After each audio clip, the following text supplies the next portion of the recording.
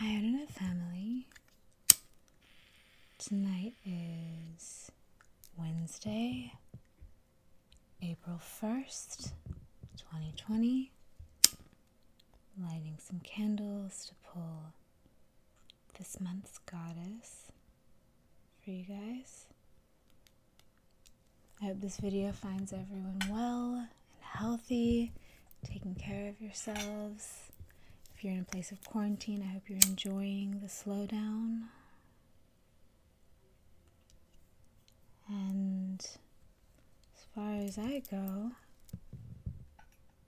I think this is a great time of rewriting and rediscovering who we are, and the ability to look around at our life and say, okay, what are we creating? What are we feeding? What are we letting control us? What are we making our decisions based on? That kind of thing. So, okay, that said, we are going to pull an April goddess from the Goddess Power Oracle. This is my birthday month. I was born on April 30th, 1983. And so I love the springtime. So we're getting into the Goddess Power Oracle. As usual, I love this deck.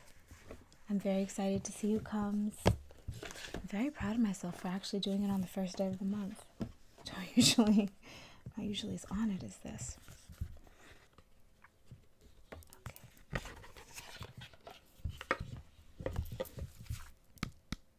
You can tap your decks to clear old energy. Let's do some shuffles. Sending you guys peace, sending you protection, sending you grounded wisdom, common sense, hope, and empowerment. Reminding you to stay inside, get out in nature while maintaining quarantine guidelines. Breathe deep, drink a lot of water, eat raw garlic. Sleep and sleep and sleep. Don't let the depression monster take your joy.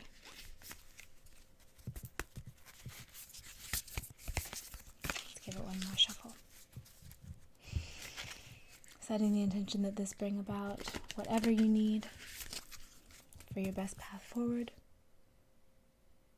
May you be guided with wisdom, grace, beauty, and love, power. Okay, here we go. Who do we get? Lakshmi. Oh, she is one of my favorite goddesses of all time. I have a statue of her. I wonder, I'm going to try to reach it. Sorry. Got her. Yeah, she's on an altar right next to my bed. Here she is. I love Lakshmi. She's one of my favorite goddesses. She's a Hindu goddess of love, abundance, beauty, and she is in a beautiful marriage to one of the Hindu gods, who's a god of balance, and both of them are badasses on their own, and united they're extra badass, and I really love that example. And she's lovely. I love the look on her face.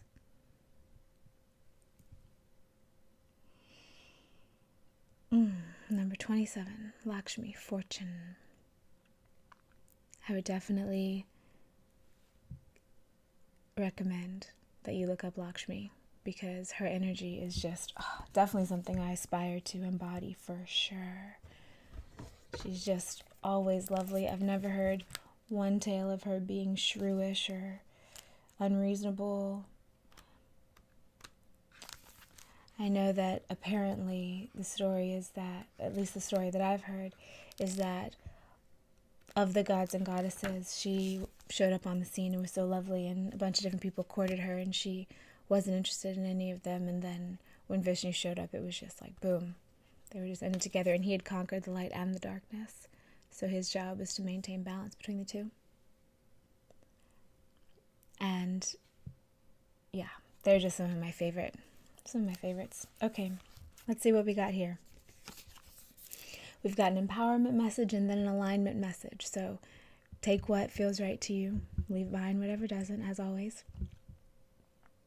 Here's the empowerment message. When the Hindu goddess Lakshmi comes to visit, she heralds a celebration of your purpose, wisdom, and compassionate prosperity. Nice, especially at these times where everything is shifting in our financial and commerce systems. All your experience and all your skills are rich with meaning and purpose. As a result, you can expect to see evidence of this wealth in the world around you. You have the ability right now to create great success in your life, and what you have to offer has exalted value. Oh, I love it. The goddess of luck and prosperity says it's time to share your good fortune with others, and she will show you how it multiplies when you apply gratitude, praise, and commitment to serve. If it's material success you intend, you shall co-create it.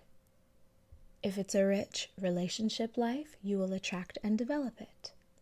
You are a magnet for miracles. Nothing is out of reach when the goddess Lakshmi comes calling. Felt nice. I've heard that affirmation before. I'm a magnet for miracles. I like that one. Let's adopt that one for April. Why not? Here's the alignment message. Have you ever fallen prey to the idea that someone might take away what's yours? Or perhaps you think someone else's success or happiness means there will be less for you. You might not be conscious of this, but you feel that there is not enough to go around. Not enough love, not enough money. You worry about growing old, missing out, and struggling for the resources you misperceive as limited. You might also feel miserly and stingy, afraid to share in case there will be nothing left. The goddess Lakshmi says this Let's start again. The goddess Lakshmi says, this kind of thinking must go if you want to live a rich and vibrant life! Exclamation point. Your alignment task is to stop and be mindful of the direction of your thoughts and reframe them to focus on what you truly intend. Repeat this mantra. What is mine will not go past me! Exclamation point. What is mine will not go past me. What is mine will not go past me. When you feel the green gremlin of envy creep into your heart, bless the other person and say, that which I desire is also for me. Your true limitations are only what you set for yourself. Don't let your conditioned mind and faulty beliefs rule your life. Break free. The world is unlimited if you let yourself open up to the wealth of your imagination. Boom. That's an affirmation I wrote a couple years ago, that I was financially set for life because I would always have the idea that I needed to make the money that I needed to survive. I also have a belief very strongly that if you find what it's your purpose to do, which is the thing that you're good at, the thing that you lose time doing, the thing that you love, and you figure out a way that the world needs it, and then you plug it in some way that benefits the world, you'll always be taken care of. That's something I truly believe. Also, I see people and hear people sometimes say, well, someone else is doing what I would do, so I don't need to do it, or they've already done it, or whatever. Especially I hear that in the New Age community, in the spiritual community, and the thing that I have to say is, no, we need everybody. We need all the teachers. We need all the healers. We need all the guides. We need everybody, because everyone has a slightly different vibe. Everyone has a slightly different message, and if you have something that you're wanting to present to the world, that means there's someone else out there who's praying for what you're bringing, whether it's your creations as far as your art goes, or writing, or whatever it is that's yours. Also, I feel like it's important to talk about burnout, because one thing that I think is happening with this COVID situation in current events right now is that we're facing the collective burnout of our people. And when I experience burnout, I have to rest and rest and rest and rest until I'm truly rested. And I think that there's a great epidemic of overtired people. I think that being sleep deprived and exhausted is the norm for many adults, if not most adults in the Western world. And so I think that it's a good idea for us to actually sleep as much as we need. And then what I find, so when I'm burnt out, I sleep a lot. I then start feeling like I want to move. So I start exercising, start entertaining myself with things that raise my vibe, start creating things.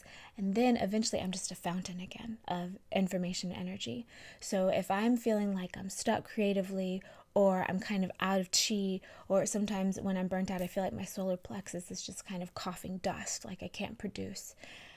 I sometimes get down on myself and I'm like, what's wrong with me? Why aren't I doing the things that I should do? And then I actually get the rest that I need. And then all of a sudden it's like, oh yeah, that's right. I was just tired. I was just deeply tired. And I think a lot of us are deeply tired. So reminding you that during this time of isolation, if you are in one of the communities that this is happening to, it's spreading across the globe. So it's likely that you are. Reminding you that it's okay to receive all the stuff that's around you, to receive what's yours, and not to necessarily give anything. Because then when you do give, it's because you'll want to, not because you're trying to prove that you're worthy, or not because you're trying to make something happen. I know that's maybe easier said than done right now because everything is shifting, but I also think that as we find our true value, we'll be able to look around and see the true value, and as our world shifts, we can create something that's more aligned with who we really are, with our wellness on all levels. So anyways, it's getting a little long, so I'm gonna close it up for y'all, but sending you so much love from Lakshmi. May she bring delightful fountains and cool, smoothing energies of abundance and love and beauty and grace to you. Let's give y'all a little Reiki pop on the way out.